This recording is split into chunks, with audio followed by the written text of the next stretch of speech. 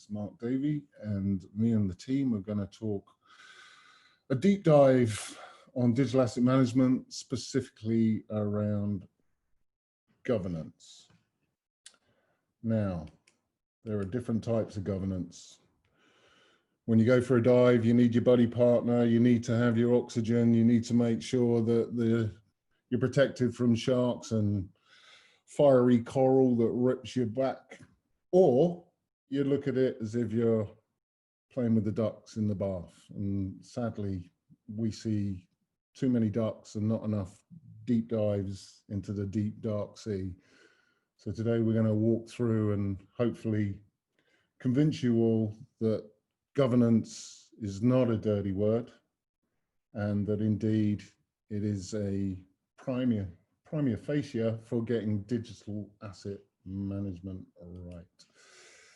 So my name is Mark Davey. I am the founder of IQ Equity and the Codified Consultant, and I'd like to introduce my team member. James, would you like to say hello? Hello everyone, thanks for coming. My name's James. I'm a data scientist and I've been working in DAM for 7 years. And I'll pass over to Sean. Who's on mute? Who's on mute? Can you hear me now? Yeah, we can hear you. Hi guys, my name's Sean Proctor. I'm involved with DAM strategy and implementation and the back-end development with sandbox builds and proof of concepts. And I'd like to introduce my colleague, Fred. Fred, would you like to say hello? Sure. Sorry for the delay. So thank you. So my name is Fred. So I'm CEO of Activo Consulting, and I'm working also with customers for helping them to make the right selections. And so I'd be very delighted to share best practices alongside this webinar series. I was going to put on a French accent, Fred, so thank you for joining us today. Yeah. So many of you who've stuck with us over the first 6 steps to DAM success: gap analysis, resource audit, requirements gathering. Today is governance, and governance is the glue that sticks the whole 6 steps together. And I can't emphasize enough, I think you've heard me say before, that, you know, people buy a big shiny tool that's may or may not be fit for purpose, and sometimes it just sits as a dumb repository for assets or for content, not even assets, mainly because the governance isn't done correctly, and governance is hard. And I'm going to express with my colleagues today why that effort needs to go in, because without the right data models and without the right guidance, most DAM strategies will fail. So, we got gremlins today. Here we go, that's better. Governance is the guidebook for your DAM system. It outlines administration, maintenance, and support of the DAM, as well as defining who is responsible for which areas of the system, and establishes rules for proper usage. It's important to have that so that administrators all handle items in the same way. And as we go on the longer journey from taxonomic data models that talk to ontologies and help us visualize masses of data within knowledge graphs, we need to fully appreciate the who, what, why, how of governance. So, James, I'd like to hand over to you. Thanks, Mark. So, as before, you have to start governance with people, and we've broadly grouped users into the way that they use content. And you'll likely have found, if by this point you've done your resource audit, that your business units are diverse. There'll be multiple important and unique roles, and you shouldn't assume you know what somebody does without having a conversation with them. So ideators capture the expression of an idea. Creators take that idea and turn it into a tangible asset. Curators share that tangible asset with a wider audience. So curation can be as simple as sharing an asset with your colleague, or as complicated as a full-blown marketing campaign going out to millions of people.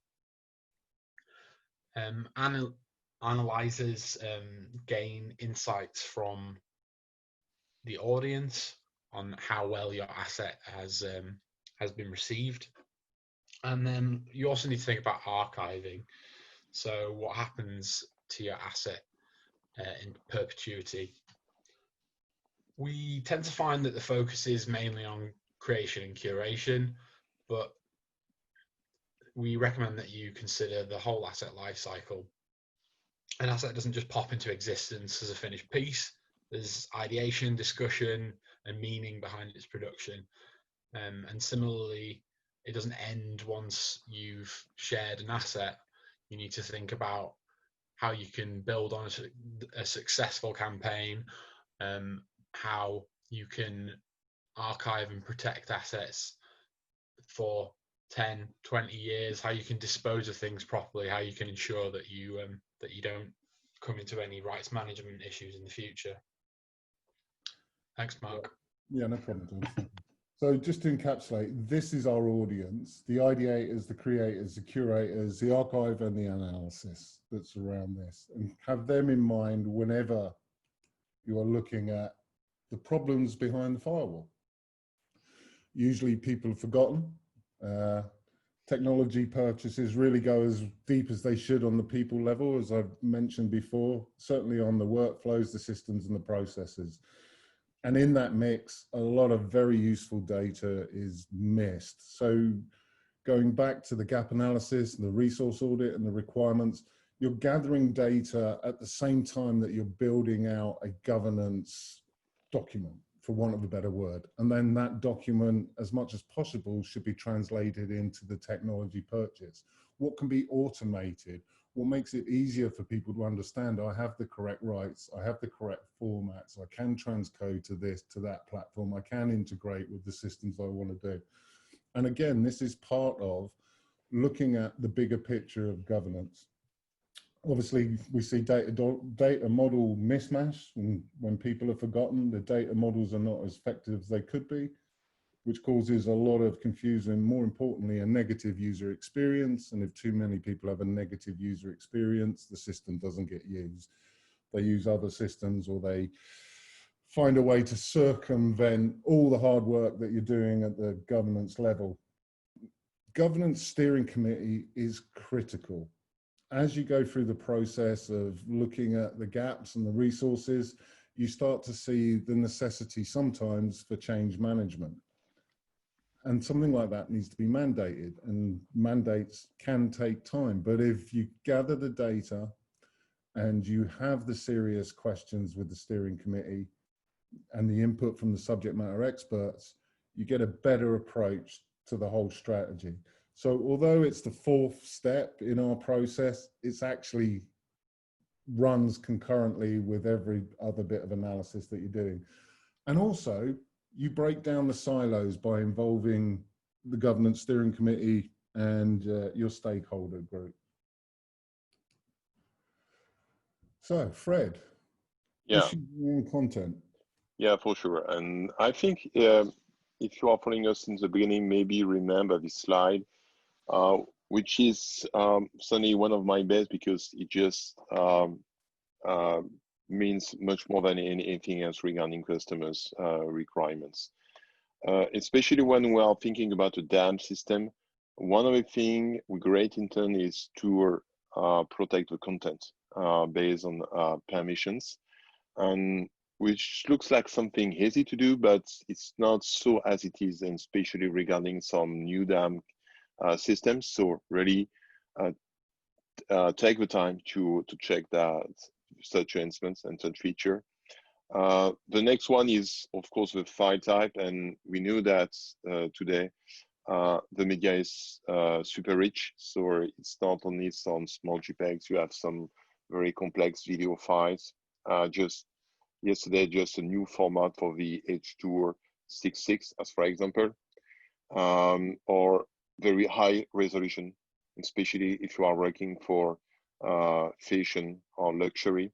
one of my customers producing 30,000 raw files in a day. Can we manage that with a DAM system?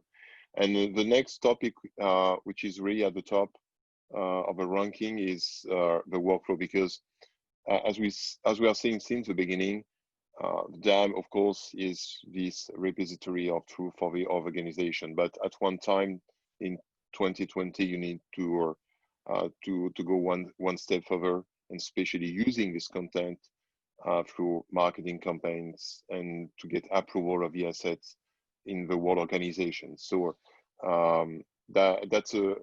these four top challenges are definitely really at the heart of most of customers today. Thank you, Fred. So to emphasize, you're gathering data, you're looking at the problems, the issues, the pain points, you're trying to put a governance process in place that's going to help the users. So in terms of a SteerCo, you definitely want people that interact with content. You want the business managers, you want people to understand at the data level what's going on so they can make the informed decisions. And at the start of this process, you really want to identify things that need to change in any mandates.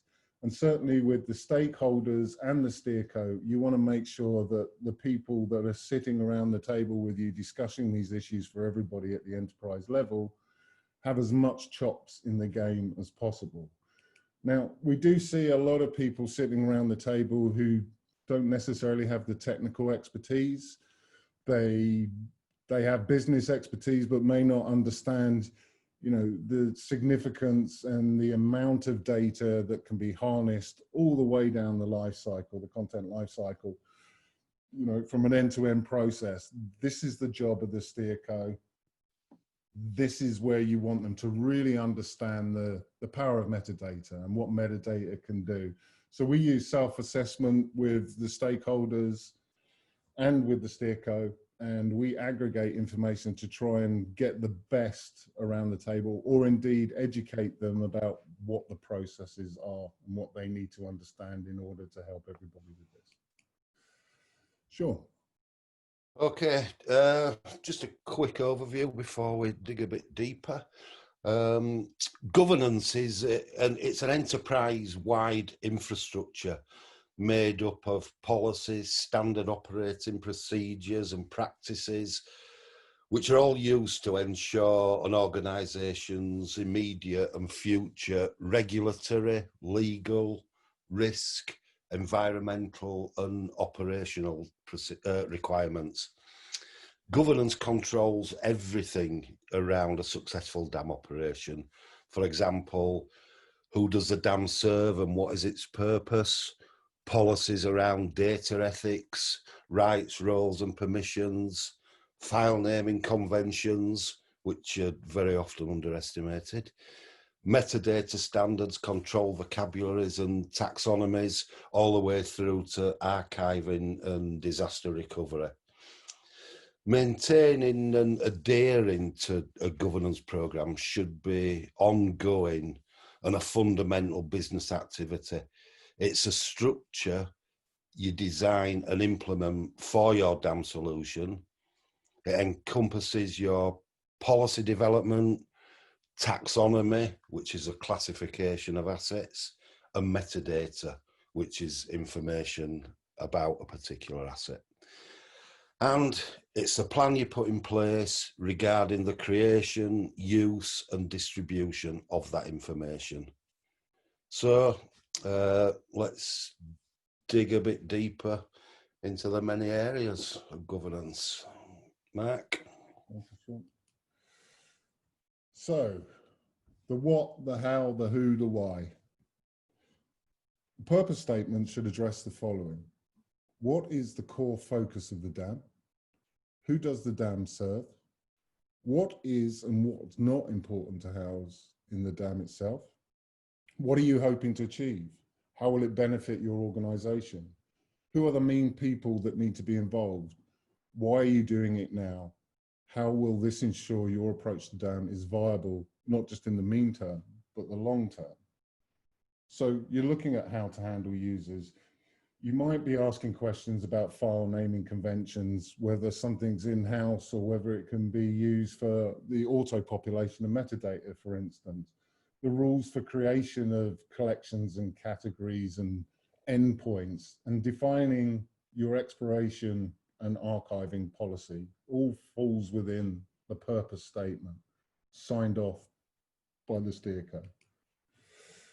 Right, I'm going to have a little rant here. I've been collecting librarians for many, many years, and my analysis shows that 99% of all librarians want to share knowledge. I did make that up, but what I know for a fact is 1% actually get the opportunity to do it effectively.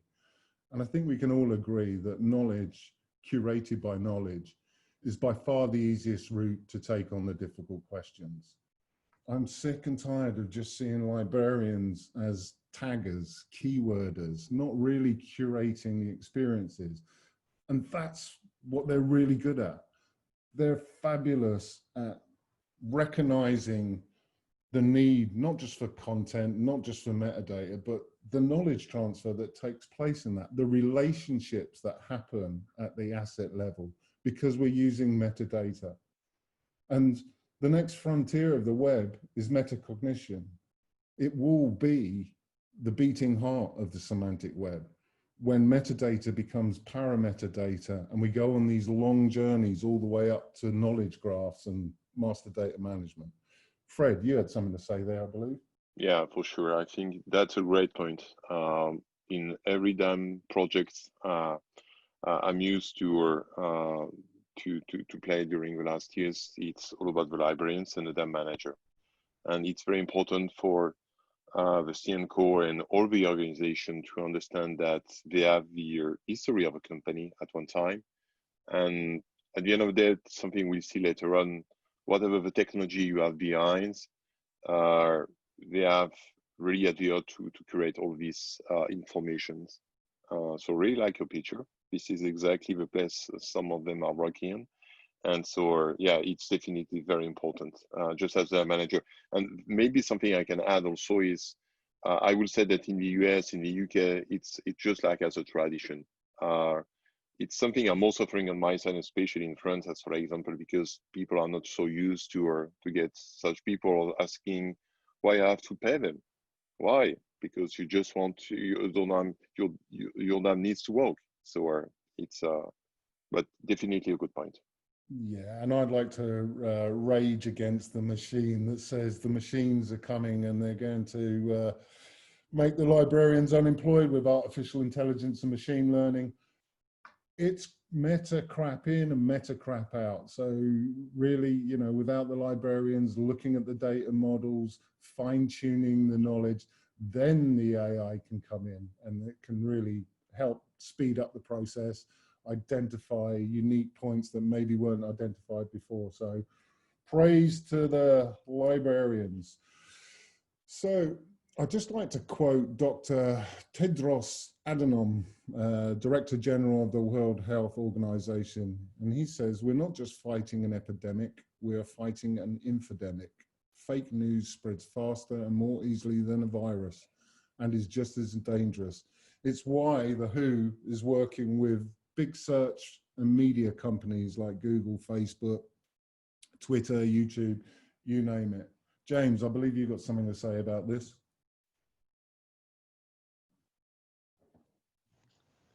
Thanks, Mark. So we've spoken about a metaphor, data as the new oil before. It's attributed to a guy called Clive Humby, who was basically talking about the value of data in 2006, and that it was a commodity that can be bought and sold, and how it would become as important as oil to us. In a TED talk in 2010, David McCandless added to this metaphor and talked about data as soil, as it being a fertile medium that we can harvest, foster, grow. And he also raised the issue of snake oil. So in the absence of trusted information, you leave a space for the snake oil salesman to step in. And what's been happening in the world at the moment, I'm sure as everyone's aware, is that we've seen the consequences of when poor data management, poor governance can go wrong, and when there isn't a trusted source of information, people can spread misinformation, and that can have dire consequences at the highest level.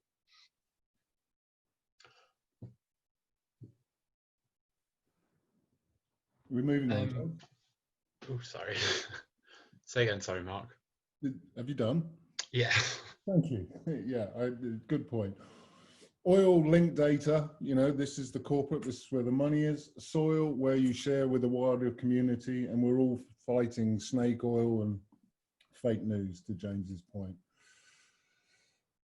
Which leads us nicely on to data ethics. Data ethics is concerned with data protection compliance. Complying with legal obligations under the EU GDPR rules, for example, is just one part of treating data ethically.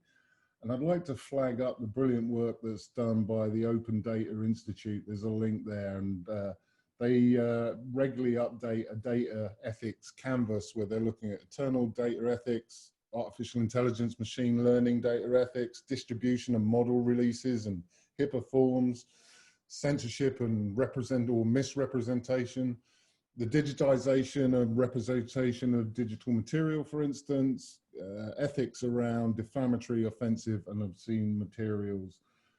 This is where the hive mind of the steering group and the stakeholders can really look at the experience and protect the workforce and protect their assets. So yeah, the ODI.org, highly recommend it. So the implementation of DAM at a policy level involves two overlapping sets of activities. Where possible, the preference should be to embed digital asset management into existing policies and therefore practice of your organization.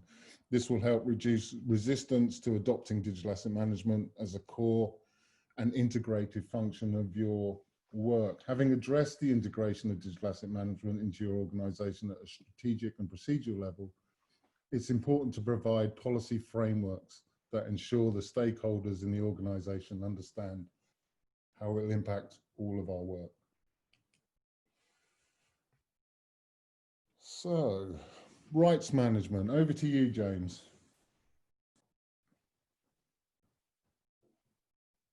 It was user profile, in fact. Oh, have I skipped one? I think so, just before. Okay, so part of the ethics and part of the user profiles and user access management is to promote information security, limit third-party access by notifications and expiries, you know, keep it fresh, don't put information in there that you lose control on, and the provision of the policies that are unique specifically to DAM should be embedded ideally on the fly within the DAM system and codified that way. There you go, James.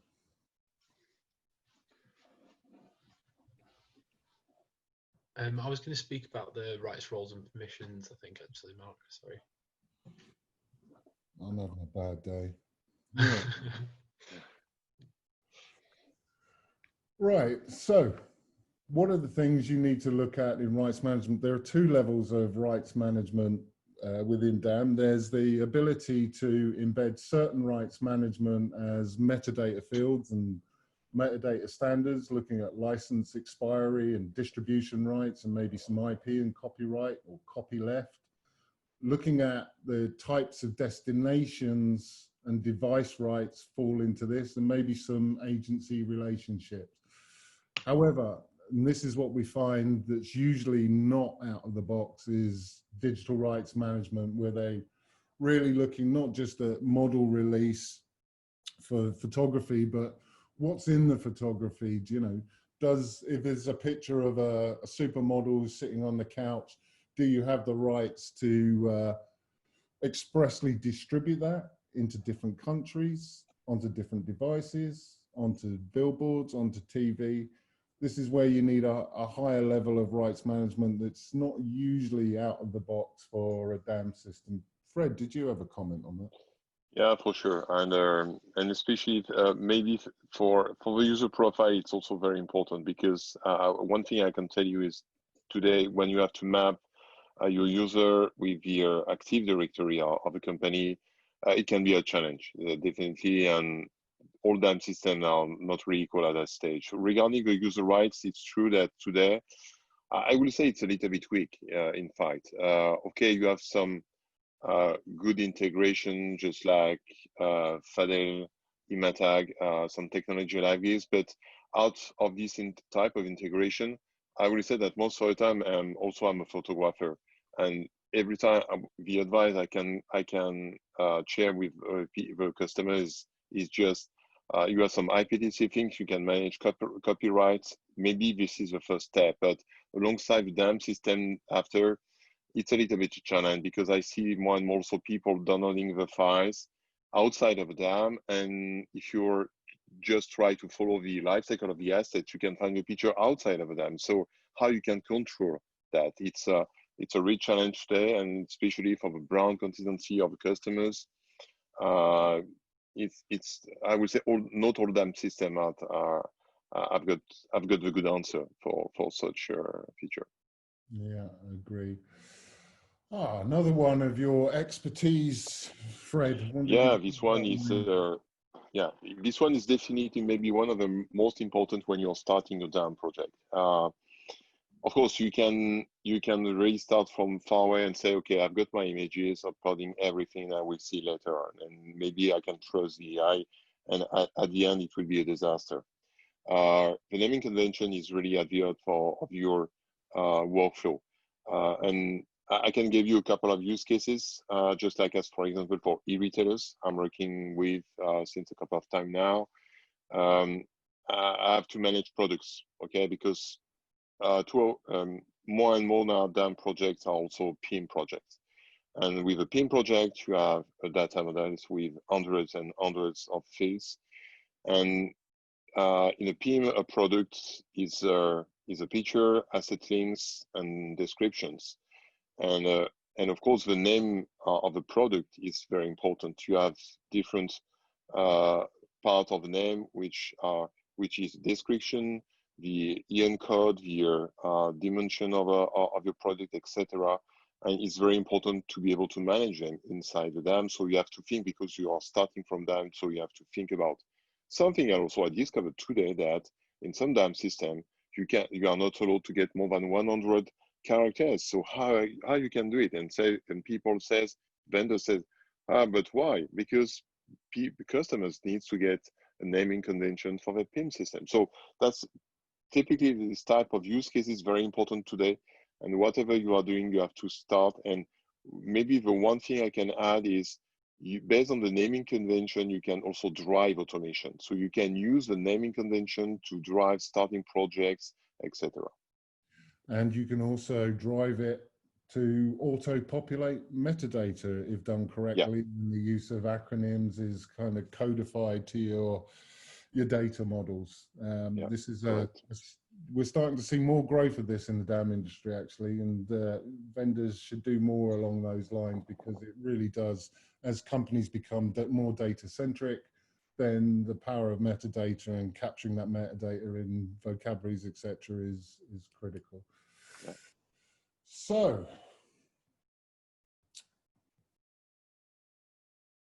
the goal of taxonomy governance is to create a repeatable, accountable, visible, and predictable process for managing taxonomy changes. Sure. Okay. So you've got your taxonomy and structure in place, but it doesn't stop there. It's important to have an ongoing maintenance and development plan. And this is always best achieved using a formal team with well-defined and clearly documented roles, responsibilities and processes. And it should include high-level sponsors, decision makers, as well as skilled taxonomists and technical support personnel.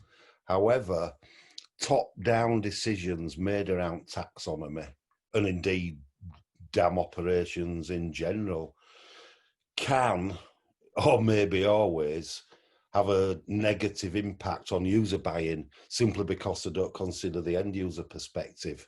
So end users of the taxonomy should, or I'd say must, also be represented in the, let's call it, taxonomy management team. And subsequently, this team would be responsible for areas such as strategic direction and routine administration of taxonomy operations, data modelling, terminology, and organisational structure, history, and goals of your taxonomy model. Thanks, Mark. Yes, my favourite subject, creating metadata. Creating and controlling the quality of metadata can be labour intensive. It takes place throughout the life cycle of a digital asset, from creation to management, reuse and preservation. An effective DAM strategy must be supported by a long-term culture of metadata creation and quality control across the whole organisation. A much better job for librarians than tagging. You need skilled and empowered people to create and curate metadata for your organisation. Whatever approach you choose to structure your metadata, you will need to put long-term policies and procedures in place for creating it and associating it with your digital assets. Fred, did you have something to say along this? Yeah, two things maybe, because sometimes I'm a little bit frustrated when I see some new DAM system not allowing people, customers, to manage their own metadata. So I think it's very important before starting, if you want to avoid some hidden costs, things like that, really check that you can add your own fields, you can create your own metadata sets with all the options, Boolean, checklist, enumeration, things like that. The second point is about the embedded metadata. So you have some mechanism where you can use workflows to embed this information inside your files. And why I'm saying that, just because I see also too often some customers, because at one time they have to change their DAM system and they are just struggling to get everything back. And this is your content. And a vendor, a professional vendor, has to give back the content, files and metadata, and not sometimes, as I can see, files more or less with a crazy structure of folders, bad export CSV things. So one thing you can do to get the solution is you can also embed your information inside your file based on the IPTC standard, things like that, where you can do some custom layouts inside your files, but protect your content and your data. Thank you, Fred. So there are many control vocabularies and term lists available for your organization to use, some of which would form part of commonly acceptable international standards, for instance, and some of which have been developed in specific context. So content and data is context. By using control vocabularies, you know, the products, the endpoints, distribution channels, they can all be codified into directly all the aspects that we're talking about for metadata itself. Where it's necessary to develop and adopt control vocabularies that are specific to the nature of digital assets, such as, for example, as file formats, is advisable that you make use of existing vocabulary items where you can, document clearly the schemas that are being used and why, and provide process for managing proposed changes and amendments to the schema. So governance is the guidebook for your DAM system. It outlines administration, maintenance, and support of the DAM, as well as defining who's responsible for which areas of the system. By doing it correctly, and I hope we've shown that it's hard, but the effort is worth the long run. It improves user experience. There is less training and less change management by getting this right, focusing on it regularly as many times as you can, and then communicating that back to your user group. So governance focuses on the role-based, temporary read-only, whether organizations need SSO in authentication. Obviously behind the firewall they do, but can you offer that externally? These are parts of the types of questions that are asked and then codified into the documentation and hopefully the actual system itself, involving stakeholders, IT, sometimes human resources, especially as we see more of the metadata profiling happening, and on the board, your stakeholders and your SteerCo should be regulatory, compliance and legal. This is you, James. Yeah, thanks, Mark. Yeah, just following in from what Mark said, I think that when you say governance to a lot of people with DAM in mind, they kind of get to rights, roles and permissions and then stop. And I hope that what we've done today is shown you that there's a lot more to governance than just rights, roles and permissions, as important as they are. We're going to detail in the next webinar how you should define your user roles prior to looking for a DAM system.